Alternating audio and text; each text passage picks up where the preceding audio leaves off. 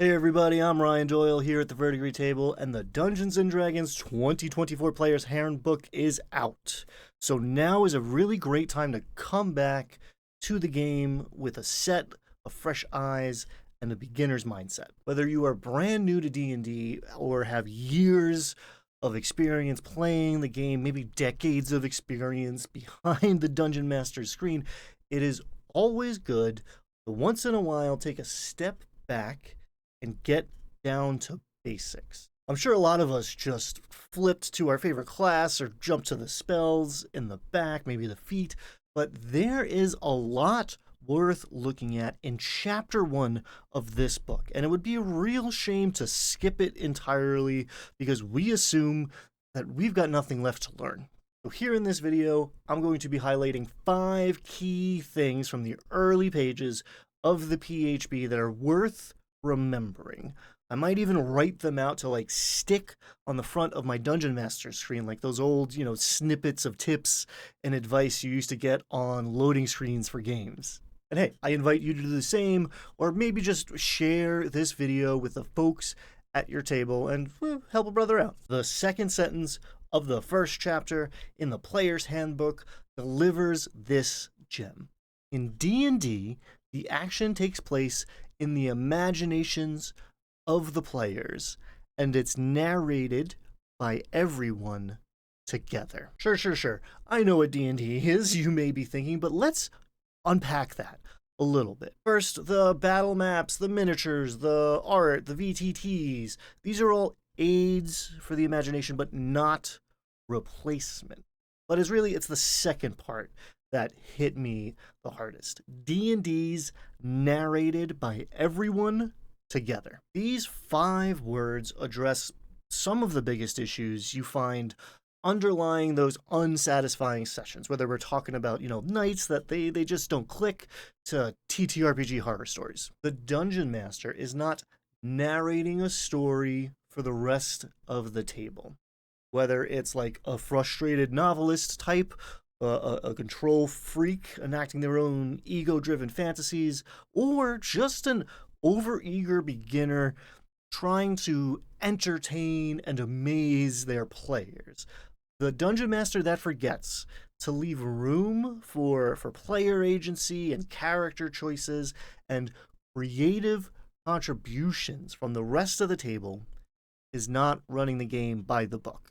And more importantly, they're making things less fun for everybody, including themselves. This also means it's on the players to pull their weight as well.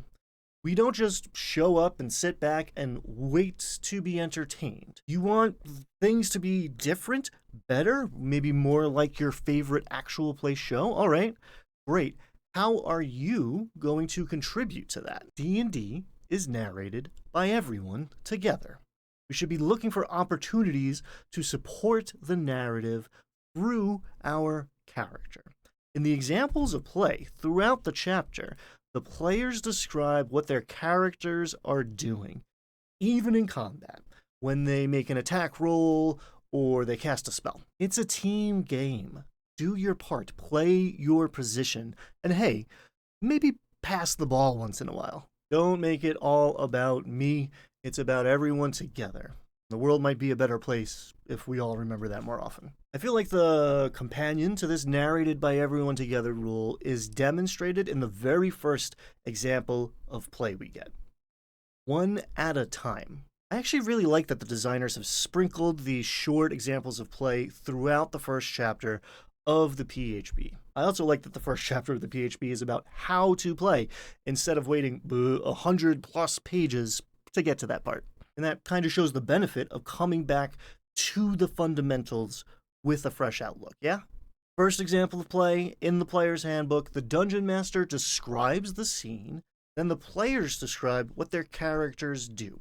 Somebody jumps into action describing their thought process, while another player asks some clarifying question.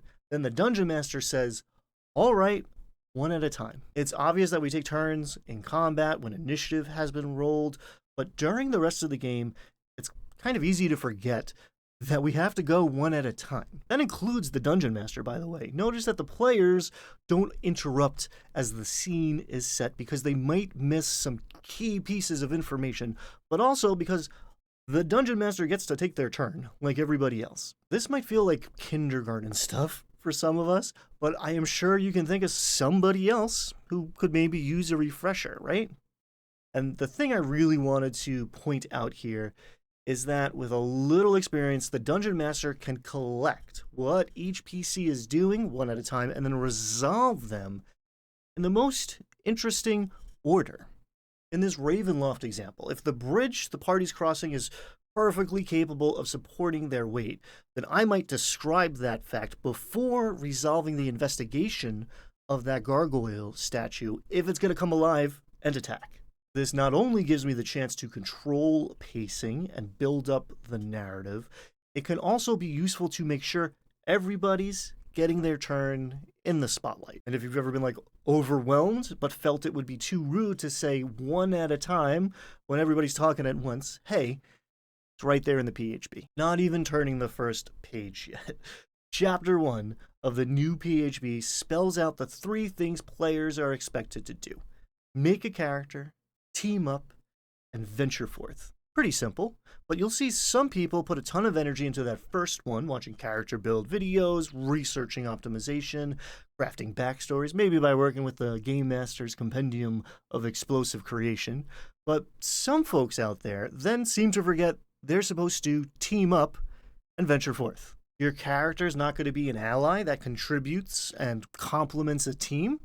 Okay, time to build a new one that will, because that is the game. The compendium has 20 character motivations and 20 plot hooks each for 50 different archetypes because we fundamentally need these characters to leave the tavern and act like protagonists. Now, a good adventure is giving the PCs a reason, or even better, multiple reasons to get moving, and it is perfectly fine for a player to talk to their DM about what's driving their character, their motivations, but why does my character even care about this is a question the player is equally responsible for providing an answer for.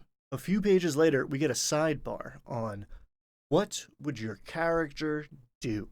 This is the heart of role-playing games like Dungeons and Dragons. We're not trying to win or achieve a high score or finish as quickly as possible. We are playing the role of a character exploring dangerous and fantastic realms, getting into their headspace and figuring out how they would act and react given the circumstances they find themselves in. The rules spell out that this advice comes with one important caveat.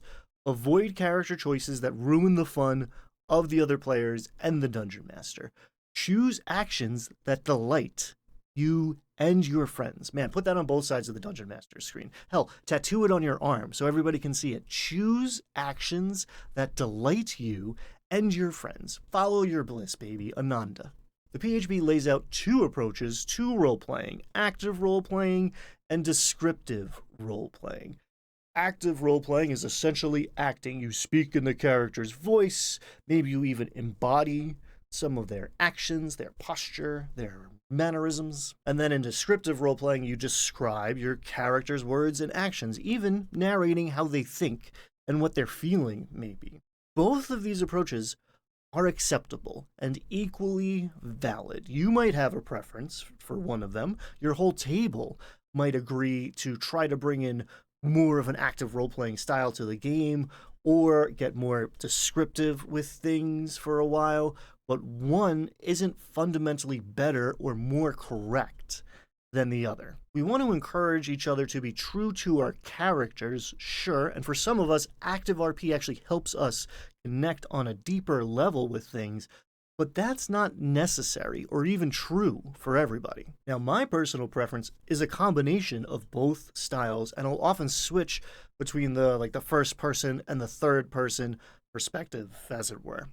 I always like trying the sampler, ordering a flight, selecting all of the above as my answer, a lot of the time, and I am here to remind you that you don't have to just choose one and stick to it always. Try something new once in a while, yeah? Maybe even play a game that isn't D&D sometime? Anyway, New Player's Handbook, hot off the presses, alternate cover, because I support my friendly local neighborhood game store. Page 21. Teamwork matters. There are solo TTRPGs out there, but most people are playing D&D with a group. So build a character that the rest of the party will want along for the adventure. Hey, you're some showboating, brooding asshole who's gonna lie, cheat, and steal from us? Oh, cool. Good to know. I think I'm gonna find somebody else to risk life and limb side down in the dungeon. Thanks anyway. But it goes beyond that as well, because team members fulfill different roles. A party that is just glass cannon blasters can be fun for a while, but they're going to feel the lack of certain skills and abilities pretty quickly into a campaign. And much more importantly, in my mind, they're going to step on each other's toes a lot and not get as many opportunities to differentiate and shine. On page 36, we actually get a little sidebar on a balanced party with a good mix of capabilities.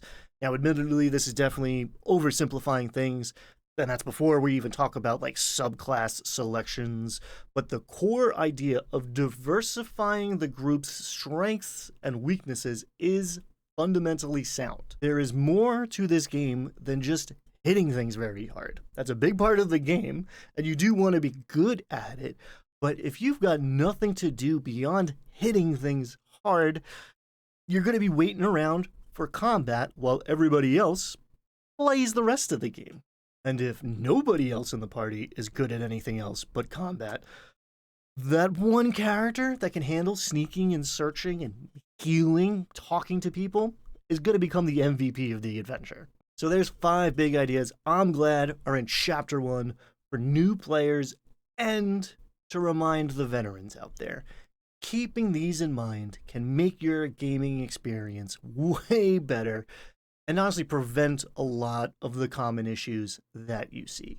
And if problems do arise because maybe someone forgot some of these fundamentals, we can point to chapter 1 of this book to show that these important elements are written down in the rules. There's a bunch of other tips and reminders I would include on my Dungeon Master's loading screen. I think it would be good to get more into the mechanics side of things as well, include the most common things people seem to get confused about.